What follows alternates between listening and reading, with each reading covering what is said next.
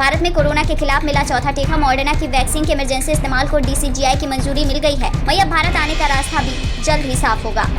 Bharat biotech को बड़ा झटका लगा है। ब्राजील ने सस्पेंड कर दी है कोवैक्सीन की डील। बता दें, ब्राजील ने फरवरी 2021 में भारत बायोटेक कंपनी के साथ 2 करोड़ वैक्सीन टीके की खरीद के लिए करीब 2400 करोड़ रुपए का भुगतान भी किया था। उत्तर प्रदेश के जिला पंचायत अध्यक्ष पद के चुनाव में बीजेपी और सपा के बीच शहमात की खेल जारी है। यूपी के 75 जिलों में से 22 जिला पंचायत अध्यक्ष निर्विरोध निर्वाचित घोषित किए गए हैं। वहीं बाकी बची 53 जिलों के लिए 3 जुलाई को मतदान और मतगणना होगी। डेटा गोपनीयता और सुरक्षा से जुड़ी एक मीटिंग में गूगल की तरफ से बड़ी बात कही गई। सूत्रों के मुताबिक बताया गया है कि ओके गूगल करके जब गूगल असिस्टेंट से कुछ पूछा जाता है तो उस रिकॉर्डिंग को गूगल के कर्मचारी भी सुन सकते हैं। कोरोना काल में बढ़ती महंगाई के बीच 1 जुलाई यानी आज से ही अमूल दूध 2 रुपए प्रति लीटर महंगा हो जाएगा। बता दें, आज से ही सभी राज्यों में नए रेट के साथ अमूल दूध मिलेगा। गहलोत सरकार का बड़ा फैसला, सभी 8.5 लाख राज्य कर्मचारियों को देना होगा संपत्ति का ब्यौरा। वहीं कर्मचारियों को 31 अगस्त तक अपनी संपत्ति का ब्यौरा देना होगा। एलोपैथी बनाम आयुर्वेद पर बाबा रामदेव की याचिका पर सुप्रीम कोर्ट में सोमवार को सुनवाई होगी। वहीं सुप्रीम कोर्ट से रामदेव ने गुहार लगाई कि दिल्ली ट्रांसफर करे केस। गृह मंत्री अमित शाह 12 जुलाई को गुजरात दौरे पर जाएंगे। वहीं रथ यात्रा के दिन करेंगे भगवान जगन्नाथ की पूजा। उत्तर प्रदेश सरकार ने राज्य में कोरोना वायरस की जांच के लिए जीनोम सीक्वेंसिंग की सुविधा विस्तार किया है। नई दिल्ली IGIB में 550 सैंपल की जांच कराई गई, जिसमें किसी एक सैंपल में भी कोरोना वायरस के डेल्टा वेरिएंट की पुष्टि नहीं की गई। साथ ही प्रदेश में कोरोना की तीसरी लहर की संभावनाओं को देखते हुए योगी सरकार ने छोटे जिलों में भी जांच के लिए नई प्रयोगशालाओं की सौगात देते हुए एक और प्रदेश में 11 BSL-2 लैब को शुरू करने का निर्देश दिया है। उत्तर प्रदेश में एक धर्मांतरण रैकेट की जांच में नए खुलासे में जांचकर्ताओं ने अनुमान लगाया है कि सिंडिकेट को विदेशी संस्थाओं द्वारा वित्त पोषित किया गया होगा और कथित तौर पर भगोड़े उपदेशक जाकिर नाइक से जुड़ा हुआ है। मालदीव 15 जुलाई से भारतीय पर्यटकों के लिए खुलेगा। वहीं कोरोना महामारी के मद्देनजर सरकार 1 से 15 जुलाई के बीच समय समय पर स्थिति की समीक्षा भी करती रहेगी। भारत रत्न बाबा साहेब भीमराव अम्बेडकर के स्मारक का शिलान्यास यूं तो महामहिम राष्ट्रपति ने किया, लेकिन इस शिलान्यास के साथ ही चुनावी उत्तर प्रदेश में दलितों पर होने वाली चुनावी राजनीति का शिलान्यास भी हो गया। बीजेपी की राजनीति ने उन राहों में रोड़ा अटका दिया है जो वर्षों से खुद को दलितों का मसीहा बताते नहीं थकते थे। अब यूपी में दलितों के नाम पर संग्राम जारी है। कर्नाटक के उप मुख्यमंत्री ने निर्देश दिया है कि अगर कोई स्टूडेंट हायर एजुकेशन हासिल करना चाहते हैं तो उन्हें 10 दिन के अंदर वैक्सीनेशन किया जाएगा।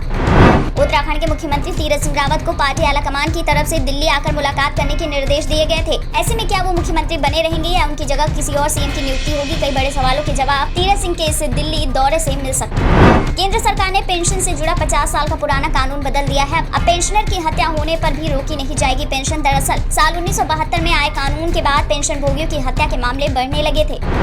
यूपी की राजधानी लखनऊ में कोरोना वैक्सीन कोविशील्ड लगवाने के बावजूद एंटीबॉडी न बनने के मामले में सीरम इंस्टीट्यूट ऑफ इंडिया के CEO आधार पूनावाला के खिलाफ कोर्ट में मुकदमे की अर्जी दाखिल की गई, जिसकी सुनवाई 2 जुलाई को होगी। महाराष्ट्र के स्वास्थ्य मंत्री राजेश टोपे के मुताबिक राज्य में अब तक डेल्टा प्लस वेरिएंट के 21 मरीज मिले हैं। वहीं एक व्यक्ति ने कोरोना वैक्सीन भी लगवाई थी, लेकिन उसके बाद भी उसको डेल्टा प्लस संक्रमण हुआ। रविशंकर प्रसाद का अकाउंट ब्लॉक कर फंसा है ट्विटर। सूत्रों का कहना है कि संसदीय समिति ने रविशंकर प्रसाद और सांसद शशि थरूर का अकाउंट ब्लॉक करने को लेकर ट्विटर से 2 दिन में जवाब मांगा है। भारत में विकसित कोविड-19 वैक्सीन कोवैक्सीन WHO की मंजूरी के करीब एक और कदम आगे बढ़ गया है। वैश्विक स्वास्थ्य निकाय ने कहा है कि भारत बायोटेक के साथ 23 जून को हुई प्री सबमिशन बैठक के बाद रोलिंग डेटा जुलाई में शुरू होगा। खाना पकाने वाले तेलों की बढ़ती कीमत को रोकने के लिए मोदी सरकार ने एक अहम फैसला लिया है। सरकार ने विदेशों से आयात होने वाले पाम तेल पर लगने वाले आयात शुल्क को घटाने का ऐलान कर दिया है, जो 30 सितंबर तक लागू रहेगी। अमेरिका के नेशनल इंस्टीट्यूट ऑफ हेल्थ ने अपने रिसर्च के जरिए माना है कि भारतीय चिकित्सा अनुसंधान परिषद के सहयोग से भारत बायोटेक की बनाई हुई कोवैक्सीन कोरोना वायरस के अल्फा और डेल्टा दोनों रूपों को प्रभावी ढंग से बेअसर करती है। पश्चिम बंगाल में कोविड-19 वैक्सीन की भारी कमी को देखते हुए राज्य सरकार ने बड़ा फैसला लिया। दूसरे डोज की बढ़ती मांग को पूरा करने के लिए राज्य सरकार पहले खुराक में कटौती करने जा रही है। केरल सरकार ने कोरोना से जान गंवा चुके लोगों के शव को अंतिम संस्कार की रस्म पूरा करने के लिए उनके परिजनों को घर ले जाने की अनुमति दे दी है। ये अनुमति 1 घंटे के लिए ही होगी। WHO ने आग्रह किया है कि पूरी तरह वैक्सीन इस्तेमाल कर चुके लोग अभी भी मास्क पहनना जारी रखें। साथ ही कहा कि अत्यधिक संक्रामक डेल्टा वेरिएंट के मामले दुनिया भर में तेजी से फैल रहे हैं। सामान्य लोगों के मुकाबले एड्स पीड़ितों में कोरोना का असर कम है। एम्स के अध्ययन में ये दावा किया गया है।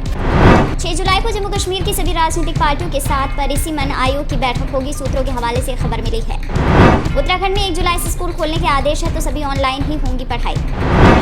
कोरोना के नया डेल्टा वेरिएंट ने पूरी दुनिया में तबाही मचा रखी है। इसी बीच रूस के वैक्सीन डेवलपर्स ने दावा किया है कि उनकी Sputnik V vaccine delta variant के खिलाफ 90% तक प्रभावी है। आर्थिक तंगहाली से जूझ रहे पाकिस्तान को $80 करोड़ का कर्ज देगा विश्व बैंक। इस कर्ज से पाकिस्तान में स्वच्छ ऊर्जा और सुरक्षित मानव निवेश को प्रोत्साहन मिलेगा। दिल्ली में टॉप कॉप का पद अब IPS बालाजी श्रीवास्तव को सौंप दिया गया है। 1 जुलाई से वो कार्यभार संभाल रहे हैं। वहीं मौजूदा पुलिस कमिश्नर SN श्रीवास्तव 30 जून को ही रिटायर हो गए। आतंकी घटना को लेकर जांच एजेंसियों का बड़ा खुलासा हुआ है। जम्मू एयरपोर्ट स्टेशन पर हमला आइसोलेटेड टास्किंग का हिस्सा रहा है। वहीं जम्मू एयरफोर्स स्टेशन को आइसोलेटेड टास्किंग मानने के पीछे एक थ्योरी ये भी है कि ISI भारत में पहले ड्रोन हमले के प्लान को काफी सीक्रेट रखना चाहता था। 19 जुलाई से शुरू होने जा रहे संसद के मानसून सत्र के शुरू होने से पहले राज्यसभा के 3/4 सदस्यों ने कोविड वैक्सीन की दोनों डोज लेकर खुद को कोरोना से सुरक्षित कर लिया। इसलिए माना जा रहा है कि अब जल्द ही सत्र भी शुरू हो सकेगा। राजधानी दिल्ली में कोरोना वायरस के नियम तोड़ने पर फिर से सख्ती की गई है। पूर्वी दिल्ली में लक्ष्मी नगर का मेन मार्केट 5 जुलाई रात 10 बजे तक बंद रखने का आदेश दिया गया है। साइबर सुरक्षा के मामले में भारत ने दुनिया के इंडेक्स में पाकिस्तान और चीन को भी पीछे छोड़ दिया है। चुनौतियों के बावजूद साइबर सुरक्षा में बड़ा सुधार हो रहा है भारत में। हरियाणा कांग्रेस के अध्यक्ष कुमारी शैलजा ने आरोप लगाया है कि राज्य में भारतीय जनता पार्टी जननायक जनता पार्टी गठबंधन सरकार के कुशासन से जनता तंग आ चुकी है और विकास केवल कागजों पर हुआ है। करोड़ों केंद्रीय कर्मचारियों के लिए बड़ी खुशखबरी आ रही है। अब उन्हें सितंबर महीने में बढ़ी हुई सैलरी मिलेगी। महाराष्ट्र में राज्यपाल ने CM उद्धव को चिट्ठी लिखी और कहा विधानसभा स्पीकर का चुनाव जल्द करवाएं। ईडी की जांच में खुलासा हुआ है कि अनिल देशमुख के लिए करोड़ों की अवैध वसूली करता था सचिन वाजे। बता दें मुंबई के तत्कालीन पुलिस कमिश्नर परमवीर सिंह ने एंट्री लिया मामले के दौरान एक लेटर बम फोड़ा था। वंडर वुमन फेम एक्ट्रेस गैल गलोट तीसरी बार मां बन गई है। शानदार खबर के आते इंस्टाग्राम पर बधाइयों का तांता लगा हुआ है। वहीं प्रियंका गांधी समेत कई सेलेब्स ने फैंस को बधाई दी। महाराष्ट्र से कर्नाटक जाने वाले ट्रेन यात्रियों के लिए अब नेगेटिव RT-PCR रिपोर्ट को अनिवार्य कर दिया गया है। कोविड से जान गंवाने वालों के परिजनों को मुआवजा मिले लेकिन राशि सरकार तय करे, सुप्रीम कोर्ट ने केंद्र सरकार को निर्देश दिया।